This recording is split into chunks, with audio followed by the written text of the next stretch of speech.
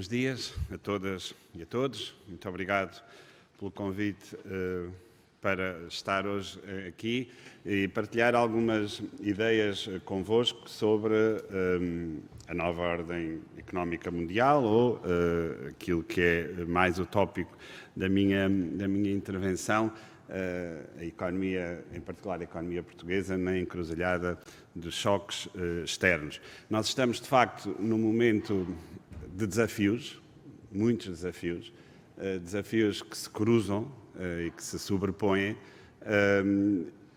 A globalização, como a conhecíamos, só para fazer aqui uma ponte com o que acabámos de ouvir, já não vai, provavelmente, voltar ao mesmo ponto em que estávamos, mas eu também não acredito que haja um processo de desglobalização.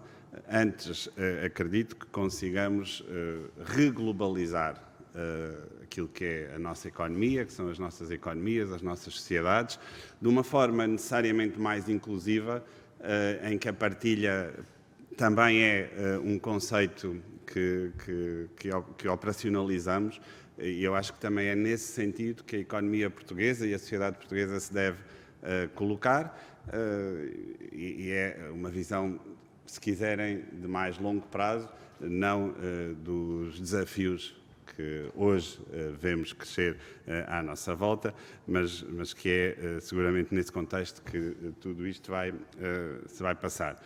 Eu vou tentar, é com este... Ok, muito bem. Estamos no momento de viragem do ciclo económico. Estamos no momento de viragem do ciclo económico que tem diferentes maturidades, quer olhemos para as variáveis ditas nominais, quer olhemos para variáveis mais do foro real, digamos assim. E isto também tem confundido um pouco a natureza das políticas, a sequência das políticas, a forma como elas são apreendidas pela sociedade, pelos agentes económicos, e é muito importante, talvez, antes de avançarmos de forma muito rápida para conclusões, olharmos para o que foi o trajeto das nossas economias, em particular, obviamente, da economia portuguesa, e tentarmos entender como é que podemos resolver e como é que podemos responder a situações de crise. Eu tendo a pensar nesta fase que temos mais desafios do que dificuldades. E a melhor forma de responder a uma crise, quando ela se nos coloca, na verdade é estar preparado para essa crise. É sempre assim e que devemos pensar. E devemos pensar, na verdade, se nos preparamos ou não, se fizemos antes dessa crise chegar aquilo que tínhamos para fazer. E é com essas forças e com essas características que nós temos que enfrentar a crise. Não vale a pena receitas demasiado, enfim, de uma dimensão e de uma natureza muito diferente daquilo que, na verdade, nós estamos capacitados para fazer. Porque, normalmente, essas receitas levam a reações que não são bem entendidas por aqueles a quem elas se dirigem e tendem a abrir brechas, enfim, normalmente onde nós não gostaríamos que isso acontecesse. E, portanto, na verdade, as respostas podem ser elas próprias prejudiciais ao contexto que temos. Enfim, não vou fazer comentário a políticas económicas noutras jurisdições, mas parece-nos evidente que uma boa parte da resposta que foi dada nos Estados Unidos à crise pandémica gerou dificuldades com que hoje somos confrontados, admitiria que seria uma previsão fácil que a resposta que está a ser dada no Reino Unido possa ela própria também gerar dificuldades e nós devemos não o fazer quando respondemos a crises. A inflação é a parte mais visível, a componente mais visível daquilo que nós, em termos económicos, podemos considerar um contexto de crise hoje em dia. A inflação, já o sabemos, vai ser mais elevada e menos temporária do que pensávamos há exatamente um ano atrás. E eu próprio, várias vezes, exprimi essa minha interpretação do caráter temporário da inflação.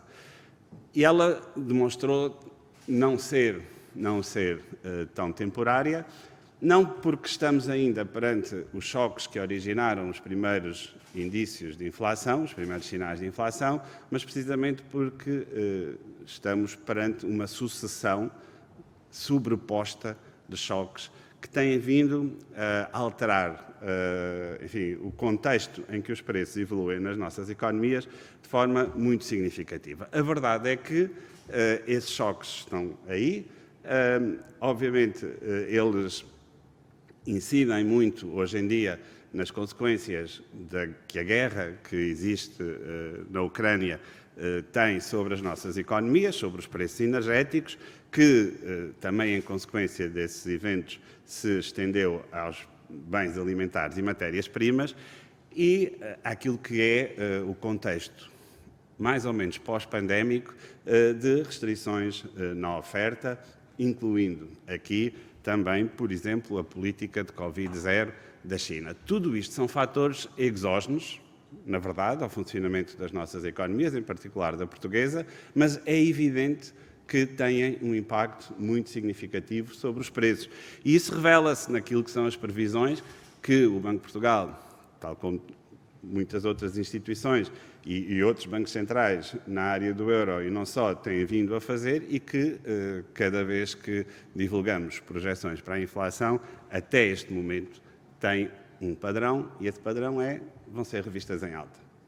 E, portanto, nós, neste momento, temos previsões para a inflação que andam naqueles intervalos que eu ali coloquei, por exemplo, para a inflação total entre 7% e 8% em 2022, e isto é uma revisão em alta daquilo que nós prevíamos em junho, que, por sua vez, já era uma revisão em alta do que previmos em março. Não acho que não nos devemos perturbar demasiado com estas revisões, ou ficar, enfim, demasiado negativos face à nossa capacidade de prever um fenómeno que é central nas nossas economias. A verdade é que as hipóteses por detrás das previsões de inflação falharam todas, porque em dezembro ninguém previu a guerra em fevereiro, em junho ainda tínhamos na nossa cabeça a possibilidade da guerra terminar durante o ano de 2022 e tudo isto são fenómenos que se vão acumulando. Com o que é que nos preocupamos nos bancos centrais? Preocupamos-nos com que este fenómeno de oferta, de pressão inflacionista, essencialmente gerado pela oferta, não passe para uma pressão inflacionista quase que endógena ao sistema económico e que passemos a ter uma normalidade, como normalidade, o aumento dos preços e efeitos que nós identificamos como efeitos de segunda ordem, que têm várias origens possíveis. A mais importante delas todas, provavelmente, é a interação entre a economia real e o mercado de trabalho via salários, que depois tem impacto nos custos e, por aí, na inflação. E esta espiral é sempre uma grande preocupação dos bancos centrais. Mas a verdade é que não é só essa a única fonte de preocupação. Se olharmos para o exemplo dos Estados Unidos, vemos o papel que a política orçamental teve na expansão da procura e, por aí, na dimensão inflacionista norte-americana. Há um número muito ilustrativo de tudo isto, e é que entre 2020 e 2022, a política orçamental norte-americana teve déficits que foram 18 pontos percentuais do PIB superiores aos déficits orçamentais da área do euro. 18 pontos percentuais. Este efeito arrastou para a economia americana uma pressão inflacionista que não existiu na Europa. A procura nos Estados Unidos, o consumo privado, atingiu níveis pré-pandémicos no segundo trimestre de 2021. Na área do euro, hoje ainda não estamos nesse nível. E, portanto, há naturezas diferentes e há preocupações que devemos manter muito claras se quisermos, de facto, controlar os preços, que não pode deixar de ser através da política monetária. A política monetária tem, aliás, como seu grande objetivo nos tratados europeus o controle de preços e não pode abdicar dessa prerrogativa, como é evidente, mas enquanto prolongarmos os picos de inflação, nós não vamos conseguir dar a previsibilidade que, se calhar, desejaríamos e quereríamos para a política monetária, e o ciclo de aumento das taxas de juros vai continuar. E, portanto, o nosso esforço coletivo deve dirigir-se, e isto é, obviamente, um esforço europeu, para que se consiga atingir o mais cedo possível, o mais proximamente possível, o pico na inflação, para que, a partir daí, esse ciclo possa entrar noutra fase. Nos Estados Unidos, a inflação total já desacelera há 3 meses consecutivamente. Na verdade, o ciclo também de política monetária nos Estados Unidos está avançado face à Europa. Nós também podemos aprender um pouco qual é o impacto real que o ciclo monetário tem numa economia, porque nestas condições concretas, porque a dos Estados Unidos está, nesse ponto de vista, avançada face à europeia, e precisamos, de facto, nos próximos meses na Europa, de ter imensa cautela com as decisões que tomamos nas diferentes áreas que influenciam preços, porque é mesmo muito importante que essa redução aconteça. Nós não temos um problema na Europa ainda de expectativas de inflação desancoradas. O gráfico da vossa esquerda mostra que os indicadores de swaps de inflação a 5 anos na área do euro estão muito próximos de 2%. Aquele indicador não capta apenas expectativas de inflação, tem prémios associados, o que significa que capta outras dimensões da economia, mas é um dos indicadores mais utilizados para avaliar a ancoragem da inflação no médio prazo. E nós vemos que na Europa não há um problema evidente de desancoragem da inflação no médio prazo ainda. E temos que manter aquelas expectativas desta forma.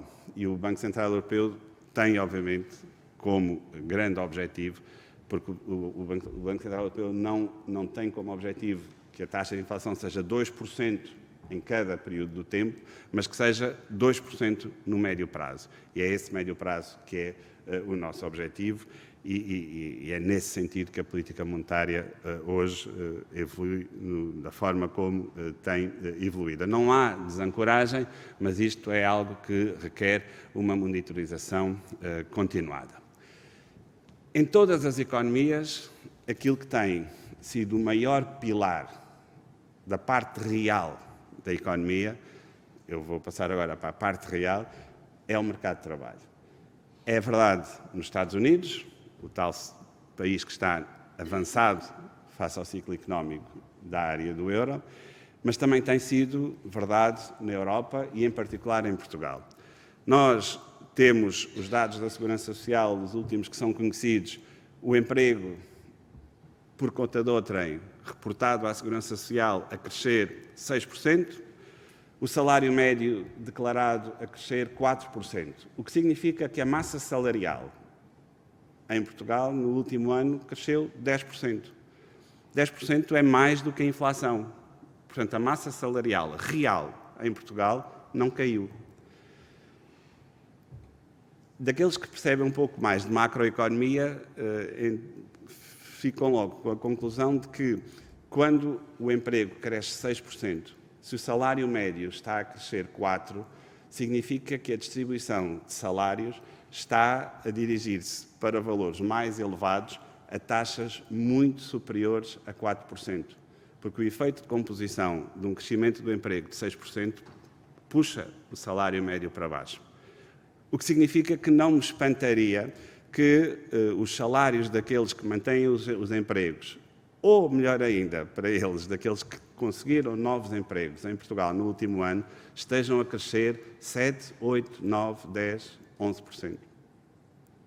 E nenhum destes valores implica uma perda real de salário. A taxa de desemprego está em 5,9%, os valores mais baixos que temos registro nas últimas décadas, e mais importante, talvez do que isso, a taxa de participação está nos valores mais altos alguma vez registados em Portugal. Nunca houve tanta gente no mercado de trabalho como há hoje em Portugal, nas suas diferentes dimensões. Nós temos, na verdade, uma resposta absolutamente extraordinária na última década da taxa de participação dos portugueses com mais de 45 anos. Aqueles que nós pensávamos que podiam estar com dificuldades no mercado de trabalho, com a revolução, a verdadeira revolução que existe nas qualificações em Portugal, com o aumento extraordinário da percentagem de jovens portugueses com pelo menos o ensino secundário, que passou de 40% no início do século para mais de 80% nos últimos anos, este afluxo de qualificações no mercado de trabalho, felizmente, não significou a expulsão do mercado de trabalho, antes, pelo contrário, das pessoas mais velhas e, eventualmente, com menos qualificações. Essa capacidade extraordinária que a economia portuguesa teve de se alargar em termos da dimensão do mercado de trabalho, incluindo todos nesse mercado, é algo absolutamente notável e destruiu boa parte dos receios que tínhamos nesta transição educativa, que era absolutamente essencial ser feita em Portugal e que está a ser feita com tanto sucesso. É um dos nossos maiores fatores de resposta aos desafios que hoje enfrentamos. Em consequência disto que se passa no mercado de trabalho e que eu acabei de vos descrever, nós temos o rendimento disponível real das famílias em Portugal a crescer de forma praticamente ininterrupta desde 2015. O que significa que hoje, mesmo no contexto desta crise, nós temos o rendimento disponível real das famílias a crescer. Na verdade, ele está, eu estou a falar sempre em termos reais, ele está 3,4 pontos percentuais acima daquilo que se registava em 2020. Ou seja, num contexto de choques da violência, da pandemia e daquilo que estamos a observar este ano no mundo inteiro e também em Portugal, o nosso mercado de trabalho não só gera rendimento, mas gera rendimento que permite ultrapassar, do ponto de vista real, os valores anteriores. E, não o podemos negar, estes desafios colocam dificuldades à economia.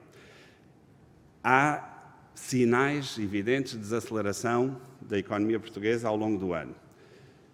Este é o indicador diário que o Banco de Portugal publica todas as semanas e nós vemos muito claramente, nas últimas semanas, em particular a partir de meados de agosto, uma desaceleração do indicador, entrando, inclusive, em território negativo. É uma tendência que esperaríamos normal face à desaceleração que já se observa noutras economias, é uma preocupação que não podemos deixar de ter presente. E neste contexto, em 2022, há um outro sinal de preocupação que eu queria aqui deixar, que tem a ver com a relação entre o consumo privado e a formação bruta de capital fixo. Nas estatísticas, 2022 será o primeiro ano, depois de muitos anos, em que o consumo privado cresce mais do que o investimento. E esta é, obviamente, uma preocupação para o futuro, porque aquilo que nós sabemos E já vou mostrar um outro gráfico que mostra precisamente porque chegámos e onde chegámos nos inícios das crises anteriores. O investimento é aquilo que gera rendimento no futuro. E nós temos, desde 2014, mais uma vez desde o final do período de ajustamento, um processo muito positivo, quase que explosivamente positivo, de mais crescimento do investimento em Portugal do que do consumo privado. Na verdade, a dinâmica de crescimento, o crescimento acumulado do investimento neste período foi 27 pontos percentuais superior à do consumo. Há muito poucos países na Europa que tenham este tipo de indicadores. Sublinho, em 2022 a realidade é diversa. O motor do crescimento em 2022 voltou a ser o consumo privado e isso é uma preocupação quando pensamos e projetamos os próximos anos para Portugal. Só para terem uma ideia, o que aconteceu antes de chegarmos às crises anteriores e o que aconteceu durante essas crises é isto que está neste gráfico, é uma dinâmica do investimento 35 pontos percentuais mais frágil do que a do consumo privado. Era evidente que isto não era sustentável e foi também isso que a economia portuguesa conseguiu inverter. Eu já falei da política orçamental, em particular no contexto europeu e norte-americano. Deixem-me exprimir aqui algumas ideias sobre a situação portuguesa. Nós temos a despesa corrente primária, em percentagem do PIB, a cair de forma consecutiva durante uma boa parte da última década, atingindo valores que, do ponto de vista dos equilíbrios macroeconómicos, consideramos sustentáveis para as finanças públicas de um país como Portugal, que é ter a despesa corrente primária próxima de 35%. Estávamos muito próximos, estávamos verdadeiramente próximos desses valores em 2019. Obviamente, a crise e, em particular, a quebra do PIB veio, e a resposta que foi precisa, foi necessária do ponto de vista público, levou a uma deterioração muito significativa desse indicador em 2020 e a uma correção a partir de 2021, que continua em 2022 e que tem que continuar a ser a grande fonte de credibilidade das finanças públicas em Portugal e a manter-se numa redução, numa trajetória de redução que, como eu referi, em 2021, logo muito na fase inicial da recuperação da crise pandémica, deveria ser feita, idealmente, em 3, 4 anos. Não deveríamos pôr uma enorme pressão sobre as finanças públicas em Portugal de correção imediata, mas num período de 3, 4 anos que terminará em 23, 24, essa correção deveria ser conseguida, mantendo esta trajetória que aqui observamos. Não é por acaso que o rating da República Portuguesa tem vindo a melhorar nos últimos tempos, aliás, de forma quase única no contexto europeu, e isso tem a ver com as perspectivas para a dívida pública que hoje são reconhecidas e que Portugal tem conseguido garantir. Como veem aqui, Portugal é dos poucos países na União Europeia, na área do euro, cuja dívida pública em percentagem do PIB cai, em estimativa, entre 19 e 23. E, sendo nós um dos países que tem a dívida pública em percentagem do PIB maior da área do euro, isto é, obviamente, algo muito importante e absolutamente essencial. O ritmo a que esta redução se concretize no futuro próximo deveria ser compatível com uma aproximação do limiar de 100% num prazo o mais curto possível, diria eu, no médio prazo, sendo que as estimativas que existem são que possa acontecer 2025, 2026. É um objetivo essencial para aquilo que é a virtude, digamos assim, de todo este trajeto longo que temos vindo a desenhar.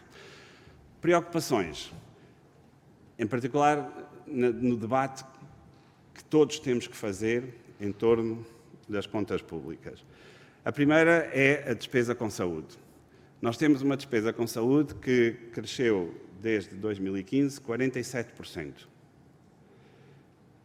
55% apenas na componente pessoal, 52% nos consumos intermédios. Esta despesa com saúde é um dos pilares do nosso Estado Social. Só não podemos esquecer que a despesa com saúde tem aumentado. E isto é uma exigência que todos devemos incluir nas nossas avaliações. E daquilo que se pede, obviamente, em termos de finanças públicas. A mesma coisa se passa na Segurança Social. A dinâmica da despesa com Segurança Social acompanha o envelhecimento da população, acompanha as dificuldades e as respostas que queremos dar do ponto de vista social. A verdade é que as nossas pensões de velhice ganharam nos últimos anos 18 pontos percentuais em termos reais. Foi um ganho muito significativo para a nossa população aposentada, mas as diferentes componentes da despesa em segurança social têm vindo a acompanhar aquilo que são as ambições que, como um coletivo, vamos fazendo. Mas ela tem que estar presente no momento em que tomamos todas e cada uma das decisões quando olhamos para diante. Há uma resposta muito afirmativa nesta dimensão que não podemos esquecer. Era a tal ideia de que eu vos falei há pouco, de que quando olhamos para os desafios perante uma determinada crise, nós devemos perguntar-nos a nós próprios como é que nos preparamos para essa crise. Não sabíamos quando é que ela ia ocorrer, nem sabíamos a característica e a natureza dessa crise, mas temos que ter a consciência e dar uma resposta se nos preparamos ou não. Do ponto de vista social, do ponto de vista da proteção social, a resposta parece-me inequívoca. E, aliás, o gráfico equivalente ao gráfico da saúde para as prestações sociais, excluindo desemprego e apoios Covid, os apoios Covid não estão representados neste gráfico, mostram um crescimento muito significativo das prestações sociais, que crescem 34% num período em que a inflação acumulada já com o contributo de 2022, andou à volta dos 12%, e, portanto, são crescimentos reais muito significativos que temos nestas despesas e que são, obviamente, parte da resposta à crise foi dada no passado. Não é necessariamente dada hoje, foi dada no passado. Do ponto de vista financeiro, e passando agora para a área financeira, nós vemos aqui os períodos, neste gráfico que é bastante longo, em que a linha amarela, que é a linha portuguesa, se distanciou e se distinguiu daquilo que é o stress financeiro sistémico medido para o conjunto da área do euro. E conseguem ver aí muito claramente que, desde 2015, Portugal tem tido indicadores de crise sistémico financeiro, de stress financeiro sistémico, inferiores aos da área do euro. E esta é uma revelação bastante significativa da resiliência e da robustez que Portugal conseguiu encontrar dentro da área do euro. Em particular, vem ali como, no último ano, o disparar dos indicadores de stress financeiro na área do euro não teve nenhuma contrapartida nos indicadores para Portugal.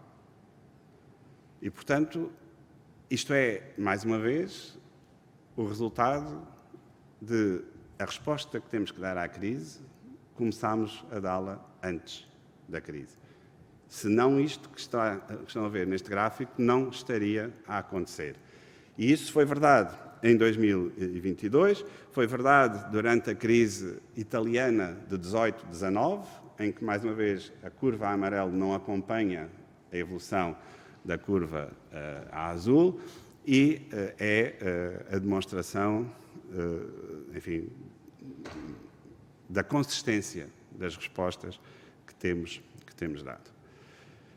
O sistema bancário, felizmente, tem acompanhado esta evolução. Há um aumento dos resultados líquidos que é muito notório e consistente ao longo dos últimos anos, obviamente com exceção de 2020. Os dados para 2022 mostram um reforço adicional dessa robustez. Boa parte deste resultado, olhando agora para o outro lado do balanço, tem a ver com a redução do risco. Nós temos uma redução do risco no balanço dos bancos muito significativa. Foi a maior redução do risco dos balanços dos bancos na área do euro desde 2017. Ocorreu em Portugal.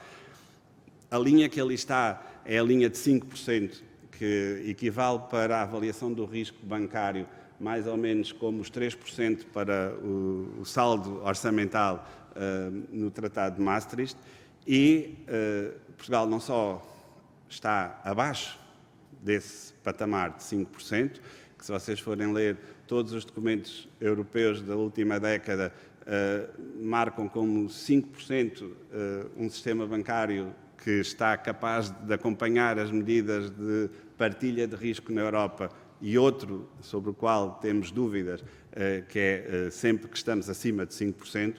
Nós partimos de 17% em 2016, 17%, e os NPLs ainda estavam a crescer nessa altura, para valores inferiores, neste momento, a 4%. Líquido de imparidades, e o sistema bancário português é daqueles que tem mais provisões e imparidades constituídas para os seus NPLs, temos uma taxa de 1,6%, que é praticamente em cima da média da área do euro. Dívida. Há uma resposta muito clara no contexto da crise que levou a que todos os setores, famílias, empresas, Estado, tivessem aumentado a sua dívida. A verdade é que a resposta dada em 2020 foi essencialmente dada pelo Estado. O Estado foi responsável por 3/4 do aumento da dívida bruta em 2020. 21 mil milhões de euros de aumento da dívida, apenas do Estado. Os particulares aumentaram a dívida em 3 mil milhões de euros, as empresas em 4 mil milhões de euros. Mas isto é dívida bruta, porque se olharmos para os depósitos das famílias aumentaram em 2020 12 mil milhões de euros, o que significa que a dívida líquida das famílias em Portugal caiu no ano em que tudo parou. Das empresas, pela primeira vez, não devemos esquecer este facto, pela primeira vez num contexto de crise, as empresas aumentaram as suas poupanças em Portugal. Não o tinham feito em 2008, o que fragilizou a resposta no contexto da dívida soberana. Fizeram-no em 2020. Os depósitos, que é um indicador dessas poupanças, aumentaram nas empresas em 2020 8 mil milhões de euros. Ou seja, a dívida líquida das empresas, em 2020, caiu. É evidente que este contributo do Estado era não só absolutamente inevitável, como desejado, porque é o Estado que consegue mais facilmente distribuir o custo da dívida ao longo do tempo e entre agentes económicos.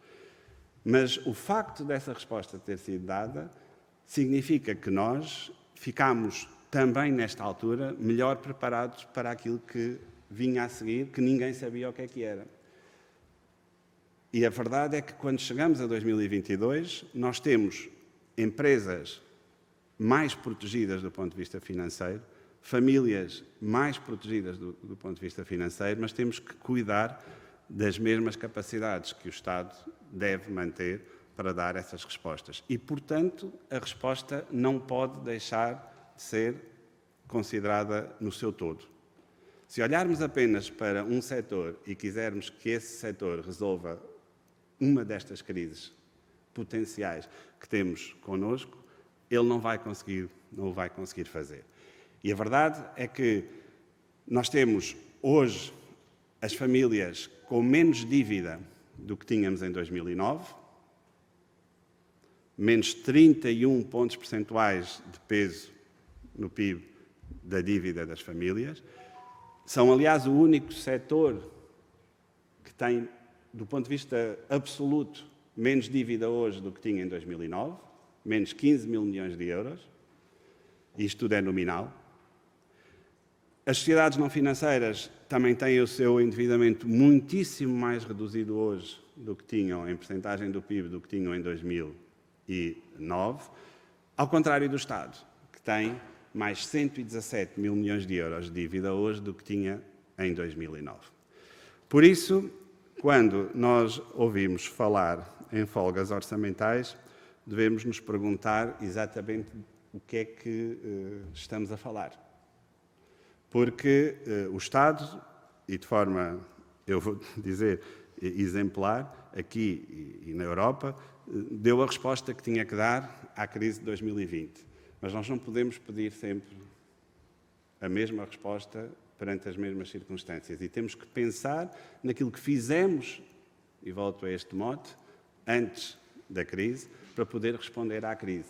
Porque se o tivermos a fazer no contexto da própria crise, dificilmente conseguimos encontrar respostas. E a minha natureza de otimismo que eu queria passar aqui hoje, a mensagem é de que nós fizemos muito antes das crises, destas que estamos a viver hoje, para podermos hoje olhar para elas e dar uma resposta que tem que ser, obviamente, global e que tem que ter este contexto, digamos assim, em conta. Claro que quando olhamos para indicadores financeiros como as taxas de juros, há um sentimento de vertigem que nos tem que compelir, porque a verdade é que o gráfico da Euribor a 12 meses mostra uma evolução, enfim, nunca vista neste século, em tão pouco tempo, de crescimento das taxas.